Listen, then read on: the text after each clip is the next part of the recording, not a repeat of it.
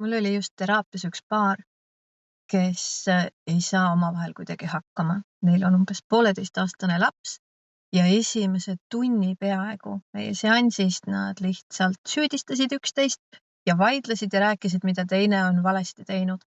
Ja nad on mõne aasta koos olnud, nii et eks neil on kogunenud neid asju, aga nad ei suutnud, nende põhiprobleem on see, et nad ei oska suhelda, nad ei suutnud üksteist kuulata.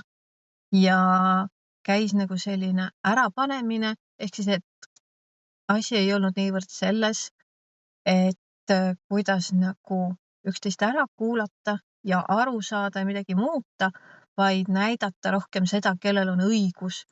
Et selline võimuvõitlus käis pidevalt, see kaotamise hirm, vaidluses kaotamise või allajäämise hirm või see hirm, et mul ei ole õigus, see oli nagu hästi esil. Ja ma pidin väga palju ennast kehtestama, et nad üldse nagu vait jääks ja mind kuulaks, sellepärast et seanss ei ole ju selleks, et nad saaksid omavahel kellegi kuuldes vaielda, et mina saaks öelda, et jah, sinul on õigus või sinul on õigus.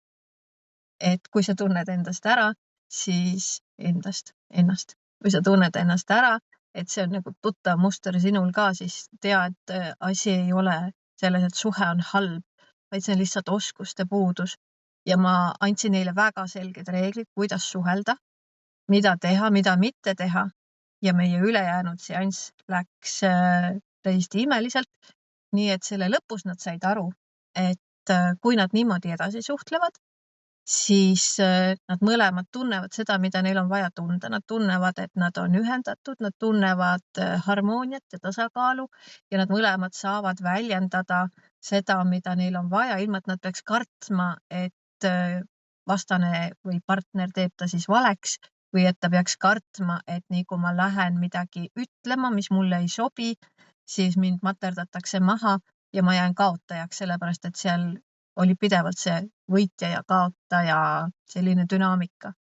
Ja kui me selle sealt vahelt nagu ära kaotasime ja me tegime selle suhtluse eelduseks midagi hoopis muud kui võit või kaotus, siis see kõik sai muutuda ja nad olid seansi lõpus väga nagu armsad koos, väga tänulikud ja nad said aru, et me vist ei peagi lahutama, sellepärast, et nad on päris palju rääkinud ka sellest, et on vaja lahku minna ja lahutada ja niimoodi enam edasi ei saa.